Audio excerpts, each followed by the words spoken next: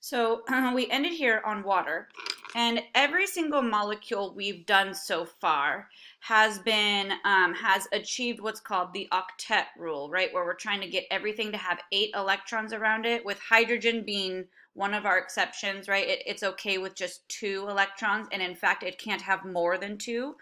Um, but we also discussed, not this last class, but the one before, the concept of having what are called expanded octets or incomplete octets. So I would like you to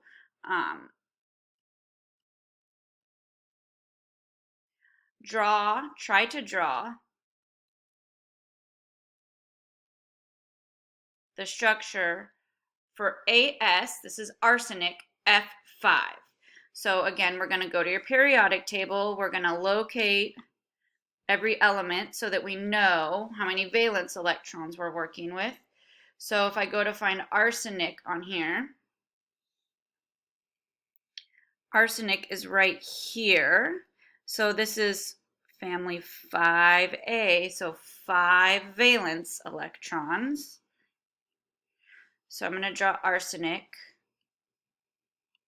So arsenic is obviously in the middle, and it has 5 valence electrons. So 1, 2, 3, 4, 5. And now I have 5 fluorines that I need to draw around here. So, oh, I should have. Okay, so 5 fluorines. Well, I see a lone electron here, so I'm definitely going to line a fluorine up right there. So fluorine.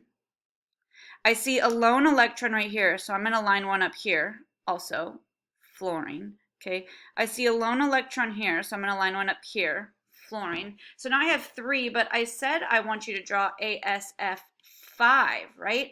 So you go, uh-oh, well, this is a lone pair, right?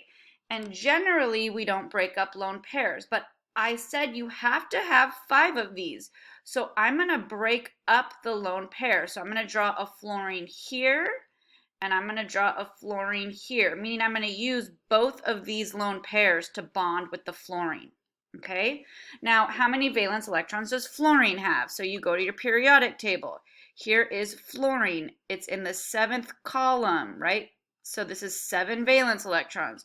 So I have to give every single fluorine 7 valence electrons. So you guys take the time to do that now. So you go watch. So line them up, right? 1, 2, 3, 4, 5, 6, 7. 1 to bond, right? 2, 3, oop, uh-oh. 4, 5, 6, 7. 1. Ooh, sorry, 1 to bond. 2, 3, 4, 5, 6, 7. 1 to bond. 2, 3, 4, 5, 6, 7. 1 to bond. 2, 3, 4, 5, 6, 7. So bond, bond, bond, bond, bond. Holy moly, this is a big molecule. So let's look. This is a bonded pair. This is a bonded pair. This is a bonded pair. This is a bonded pair. And this is a bonded pair.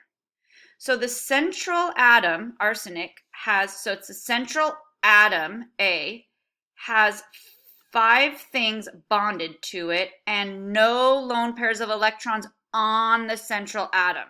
Yes, there are lone pairs of electrons on fluorine, but those won't affect the shape. So now in space, right, we're drawing on a flat surface. So in space, though, what this looks like is you will end up having a fluorine go up and a fluorine go down, and then you will have the other fluorines kind of lie in a triangle. Okay, now I'm not the best 3D artist, so I'm going to do my best to show you. Okay, but there's like a triangle on the top, as well as a triangle on the bottom, okay? Okay, so there's like a triangle up here and a triangle down here. So they call this trigonal because there's two triangles, right? There's the one that's going upwards and then there's the one that's going downwards, bipyramidal. Okay, now this is an expanded octet. What does that mean? Arsenic has 2, 4, 6, 8, 10 electrons around it. The octet rule says 8, so that means that we have more than 8 electrons around it. Well, remember, arsenic, anybody from the third row on, or third period on, is allowed to have expanded octets. So that is why you see it like this. Now, I realize that my lone pairs on all the fluorines are not present right now. You have to include all lone pairs all of the time or you will get marked wrong. Okay, so what's interesting about this is there's actually two different bond angles.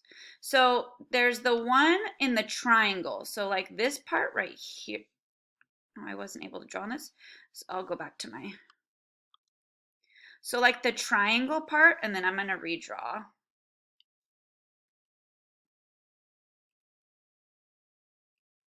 Okay, so like the triangle part is 120 because if you take a triangle, or I guess, here, I'll do this. If you take a triangle and you go around in a circle is 360, so 120 plus 120 plus 120 is 360. But you also have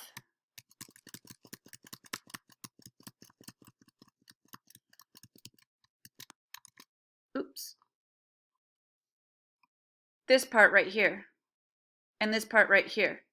Okay, these are 90-degree bond angles. So trigonal bipyramidal shape actually has two different bond angles, 120 and 90. Okay, so let's see.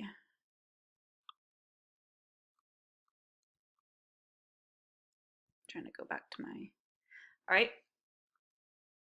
So questions on this expanded octet. So kind of here's the good 3D model. So you can see that like between here and here 90 and here is 90, but the triangle around the center is 120. So that's where they're getting the different bond angles from. Any questions on this one before I move on?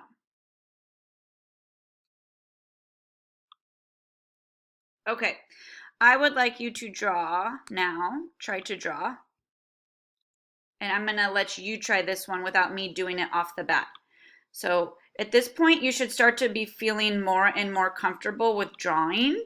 I wouldn't say you're perfect yet, but you should starting to feel fairly comfortable with it at this point of the class. So I would like you to try to draw SF6. Or actually, I think it's CL on the slide, sorry. SCl6. Maybe I'll do like the L in cursive. SCl, so this is sulfur and chlorine. A sulfur with 6 chlorines. So obviously sulfur has to go in the middle. Okay, now I would like you to take a second to try to draw this. I'm going to give you a minute. I want you to practice on your own.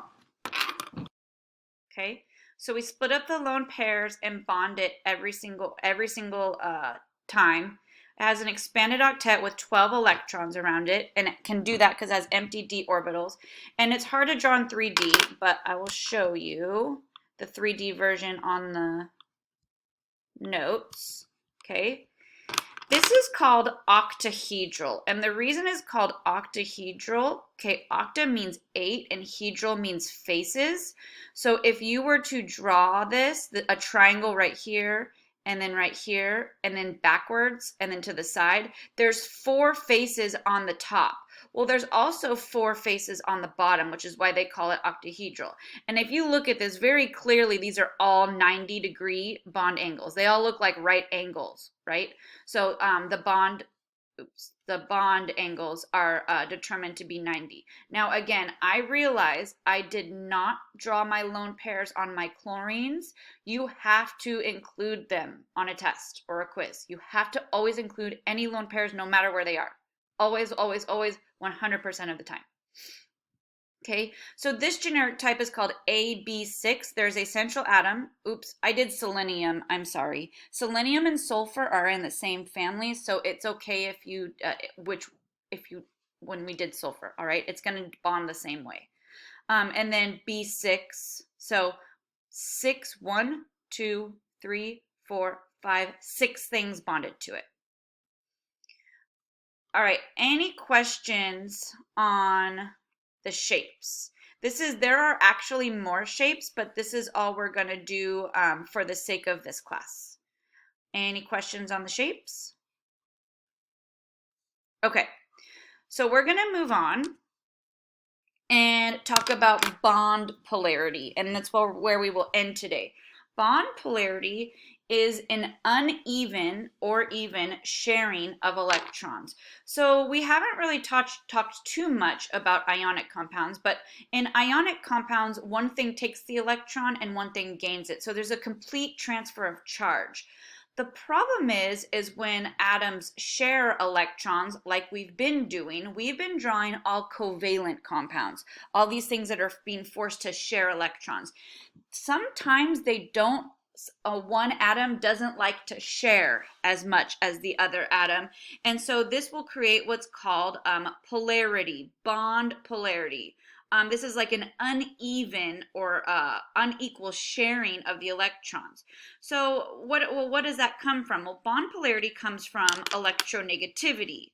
Now, electronegativity, remember, is the difference in the attraction of electrons.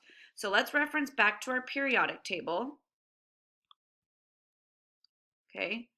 And if you remember, and I'll wait, who is the most electronegative on the element on the periodic table? Who attracts electrons the most of any element?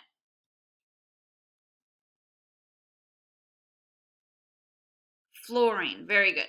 This guy is the most electronegative element on the periodic table. The closer you are to fluorine, the more attracted to electrons you are, or the more electronegative you are. Now, if you remember, we completely ignore our noble gases for this because noble gases, right, they have full valence shells. They don't attract electrons. They don't want electrons. They don't want you to take their electrons. They just want to be left alone.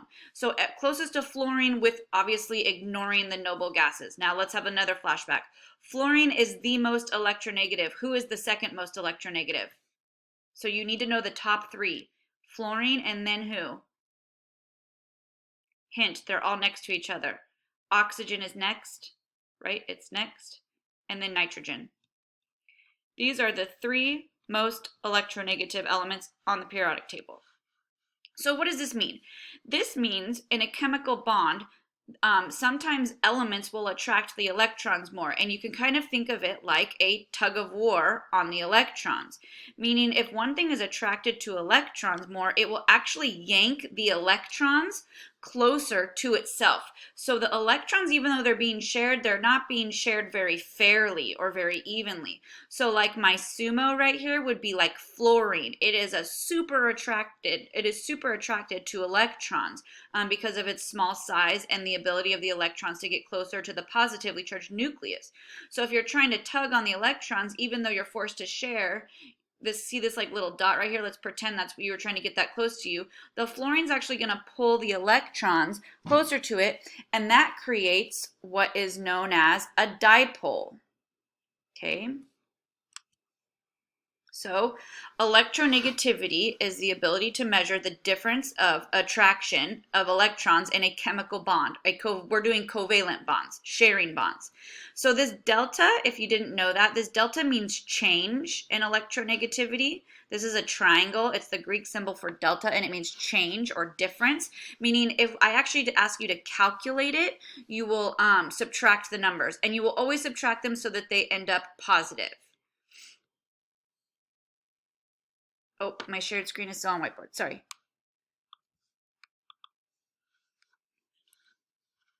Okay. So electronegativity and change in electronegativity. And in this, do we write that down? it's up to you. I mean, the notes will be posted. So these numbers right here on this chart are different electronegativities. Notice fluorine has the biggest electronegativity of all of the elements, okay? Now, if you go back to your home page on chemistry, we had the electromagnetic radiation spectrum. It also has electronegativity values on here that you can use as a reference. So if I scroll down, these are different electronegativity values, okay? I'm going to probably change this. This isn't the chart I generally use. I usually use the one that looks more like the periodic table, but these are different references for electronegativities. So we're going to start doing changes in electronegativity. Okay, so here's the whole concept. You have two different types of bonds. You have covalent, that means sharing, and the covalent can be two types. Covalent can be nonpolar, which means they share evenly, or polar, which means they don't share evenly. It is very important you know the difference between the words, okay? And then we have ionic bonds. Ionic bonds means there's absolutely no sharing. One thing loses the electron, one thing takes the electron. So that's no sharing at all, which means ionic bonds cannot be nonpolar or polar. They're just ionic, and that's it. So you go, okay, let's calculate the electronegativity difference for each of these substances. Now I'm going to pull up a different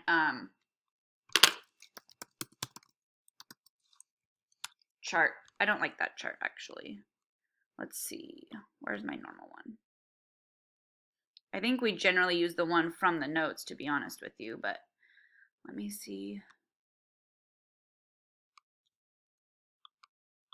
Yeah, I'm just going to use the one from the notes because it's already in there. So to calculate the change, that's what this delta means, in electronegativity, En, for the bonds, you would look up sodium's electronegativity and chlorine's. So let's go back. So sodium's electronegativity on here is 0.9. Chlorine's is 3.0. So what you do is mathematically, you take the two numbers, 3.0, and you subtract, take the big number and subtract the smaller number, and what do you get? 2.1. Okay, that's the change in electronegativity. Always take the big number and subtract the small number. You're never going to have a negative electronegativity, okay? And now, oh, it looks like my, oh, shoot. I need you guys to write down the, I'll do it up here. It looks, I don't know why they didn't come up on there.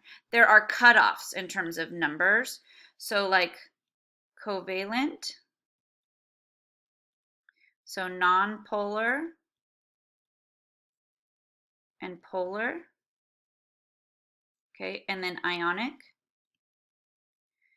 So anything above 1.7 is ionic, okay? For nonpolar, it is I think it is 0.9. It's different in different sources. So I got a difference of electronegativity of 2.1. Where does that fall? Well, that falls in the ionic region. So now let's go back earlier in the year. I taught you guys a cheating way to remember covalent and ionic, or molecular and ionic. Does anybody remember what it was? So why is this not showing? Okay, if you remember, covalent, also called molecular, were made up of non-metals only. Non-metals only.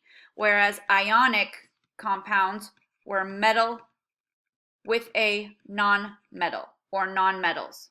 Okay, I taught you this early on in the year because that's how we had to figure out what we called Avogadro's number, whether we called it a molecule or a formula unit. So look at sodium chloride. Sodium is a metal. Chlorine is a nonmetal. That falls under our ionic compound, and we just used math to prove it. The difference in electronegativity definitely falls in the ionic range, meaning these guys aren't sharing electrons at all. Ionic compounds do not share electrons. Only covalent compounds share electrons.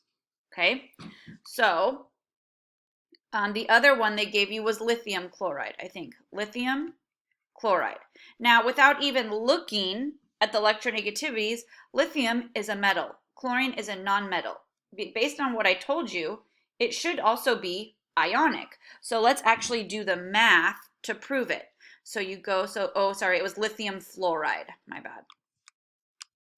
So you go to find lithium. Lithium is 1.0 and fluorine is 4.0. This was fluorine, sorry about that. Lithium fluoride, metal, nonmetal.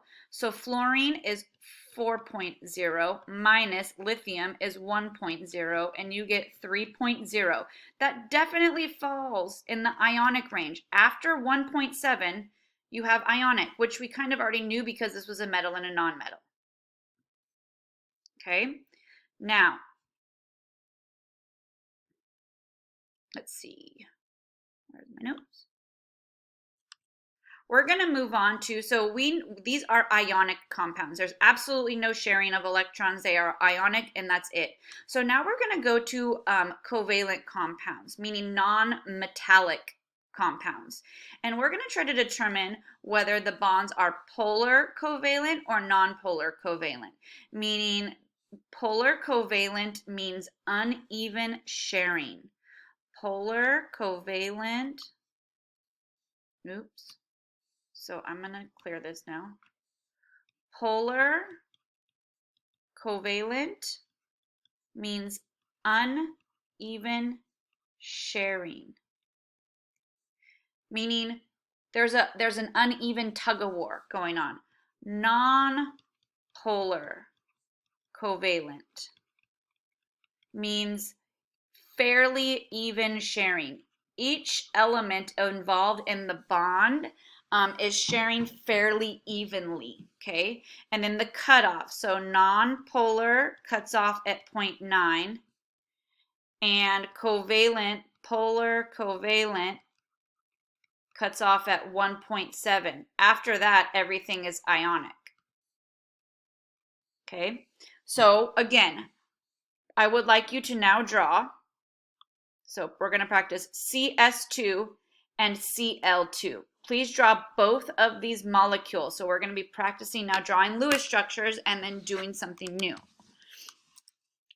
Non-polar covalent is the answer, but let's talk about why. So please draw CS2.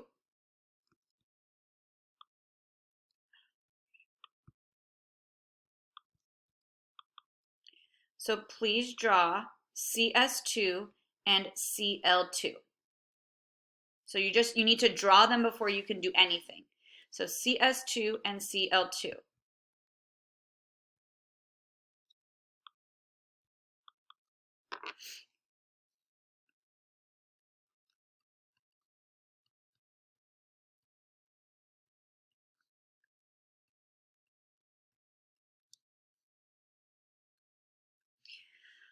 Okay, and then Cl2 should look like this.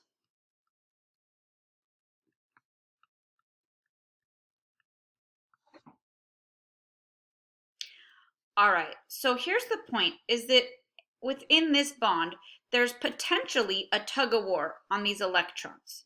So whoever is more attracted to the electrons will yank the electrons closer to that element. So you go, okay, I'm going to look at my electronegativities for these guys. Okay, so I'm going to go back and use my reference sheet. I have carbon right here, 2.5. And I have sulfur's electronegativity as also 2.5. So what's their change? So between carbon and sulfur, the change in electronegativity is 2.5 minus 2.5. That's 0, meaning both of these guys are attracted to the electrons very, very equally. So that's what it means.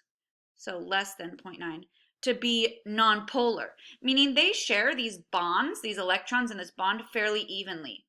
Well, this is carbon and sulfur also. So they're going to share the electrons in these bonds also fairly evenly.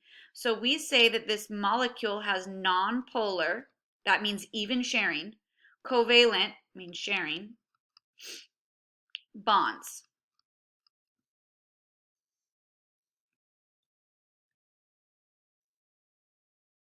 So the numbers come from the electronegativity chart that I keep referencing back to. It's in the notes. So what about chlorine and chlorine? Well, this is a diatomic, right? If chlorine is bonded to itself and this chlorine attracts electrons, well, this is also chlorine. So this guy is going to attract electrons just as evenly, right? So chlorine's electronegativity is 3.0 minus the other chlorine's electronegativity is 3.0. Again, this is from the chart right here. Here's chlorine. Its number is 3.0. That's its electronegativity. So what's 3.0 minus 3.0? 0, right? So this is a non-polar, that means even, covalent sharing bond. Evenly shared. These electrons are evenly shared between the atom. There's no sumo wrestler in here fighting for the electrons harder. So now we're going to move on and see what happens when there is a sumo wrestler present in there. All right. So let's draw this guy. So I'd like you to draw it. I know I have it drawn for you, but I would just like you to practice drawing. Just draw it out. And we're going to talk about CHCl2.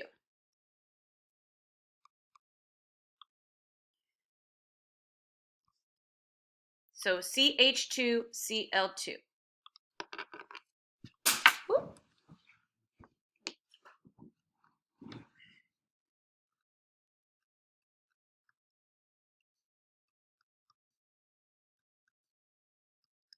Oops. And technically, it doesn't matter where you put the H's and the Cl's. You could have put like Cl, Cl, HH. It doesn't matter, okay? And then I'll draw in my lone pairs on the chlorines. And now you have to recognize there's two types of bonds. There's a carbon-hydrogen bond, and there's two of them. This is one of them. This is the other one. And then there's a carbon-chlorine bond, and there's two of them, here and here. So I need to check out the difference of electronegativity between carbon and hydrogen. So I go back to my reference sheet on this periodic table. Hydrogen is 2.1 and carbon is 2.5. So you always take the big number, 2.5 minus 2.1, and you get 0.4. Now remember the cutoff to be polar. So it's nonpolar to polar to ionic, right? This cutoff is 1.7. This cutoff is 0.9. So that means these bonds right here, are non-polar covalent. Non-polar covalent. Because they're the same bond, a carbon-hydrogen and a carbon-hydrogen. Meaning the carbon and the hydrogen share fairly evenly these bonded electrons. However, let's look at carbon and chlorine. If you go back to the reference, and again, you would get this. I would never make you know these numbers. Chlorine is 3.0 and carbon is 2.5. So 3.0 chlorine minus 2.5 carbon is 1.5. Ooh, that has us fall in the polar covalent. So this is polar covalent, meaning these electrons are being unevenly shared. And what does that mean? That means, and I know I'm almost finished, just give me 1 second. That means these two electrons right here actually live closer to the chlorine. And this is how we represent that. So you will draw an arrow along the bond and you point it to the more electronegative element. Meaning, if you had to pick, the chlorine is the sumo wrestler here. The chlorine has a stronger attraction to electrons, so it actually pulls the electrons closer to itself. So the electrons will actually be more over here as opposed to like in the middle. Okay, so the same here. Chlorine yanks a lot harder on the electrons. Okay, which means these guys are unevenly, that's what polar means, unevenly shared. That's what covalent means. Unevenly shared. So when there's a tug of war going on and chlorine is clearly the winner. Now here's the deal. Chlorine is not strong enough to rip the electrons away from carbon, which is why it's forced to share. However, it is strong enough to pull the electrons closer to itself. It's like an electron hog. It's like, I'm stronger than you. I'm more attracted to electrons than you. So I'm not really going to share evenly with you. I'm going to keep more of the electrons over to myself. And that's what polar means, uneven sharing. Okay, so I think class is over. I will post up the homework for tonight. I hope you guys have a nice weekend. Be prepared to take a bigger quiz on Monday, probably a couple more than 4 questions. It's not like a huge quiz, but it's not going to be 4 questions. So we need to keep reviewing and reviewing the periodic table trends, what we did before break, as well as what we just started learning, which is drawing Lewis structures. And now we've just introduced the different types of bond, non-polar covalent and polar covalent.